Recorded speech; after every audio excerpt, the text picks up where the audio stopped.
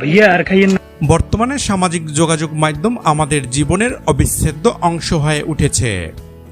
Facebook, Instagram, TikTok, YouTube সহ বিভিন্ন প্ল্যাটফর্মে মানুষ নিজস্ব মতামত, ছবি, ভিডিও ইত্যাদি শেয়ার করছে অবলীলায়।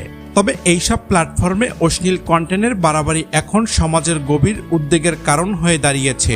মানুষটা কে সেক্স করতে পারলো, কে সেক্স করতে পারলো না, সারাদিন ওই সেক্সের মধ্যে ডুবে থাকে না আপা, কয় ব্যাটারে নিয়ে ঘুমান না। অশ্লীলতা বলতে এমন কোনো ছবি, ভিডিও বা ভাষাকে বোঝায় যা সামাজিক রুচি ও নৈতিকতার পরিপন্থী। সম্প্রতি টিকটক ও রিলস ভিডিওতে অল্প বয়সী ছেলে মেয়েদের অশালীন পোশাক ও অঙ্গভঙ্গি দিয়ে ভিডিওর পোস্ট করার প্রবণতা ব্যাপকভাবে বেড়েছে। অধিকাংশ সময় এগুলো ভাইরাল হয় সহজেই, কারণ মানুষ কৌতূহলবশত এমন কন্টেন্ট বেশি দেখে ও শেয়ার করে।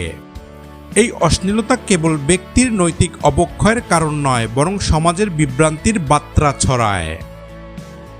কিশোর কিশোরীরা এসব দেখে নিজেদের জীবনে অনুকরণ করতে আগ্রহী হয়, যার ফলে তারা ভুল পথে চলে যায়। অপরদিকে এইসব কন্টেন্ট অনেক সময় সাইবার বুলিং, চাঁদাবাজি, এমনকি ব্ল্যাকমেইলিংয়েরও কারণ হয়ে দাঁড়ায়।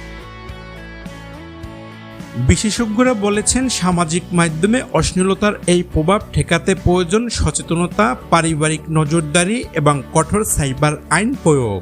একই সঙ্গে সামাজিক প্ল্যাটফর্মগুলোকেও তাদের নীতিমালা কঠোরভাবে অনুসরণ করতে হবে এবং অশ্লীল কন্টেন্ট দ্রুত সরিয়ে নিতে হবে। সামাজিক যোগাযোগ মাধ্যম একটি শক্তিশালী প্ল্যাটফর্ম, যার সদ্ব্যবহার আমাদের সমাজকে এগিয়ে নিতে পারে, কিন্তু এর অপব্যবহার, বিশেষ করে অশ্লীলতা ছড়ানো, সমাজ ও ভবিষ্যৎ প্রজন্মের জন্য হুমকি স্বরূপ। তাই প্রয়োজন সচেতনতা, নৈতিকতা ও প্রযুক্তির ইতিবাচক ব্যবহার।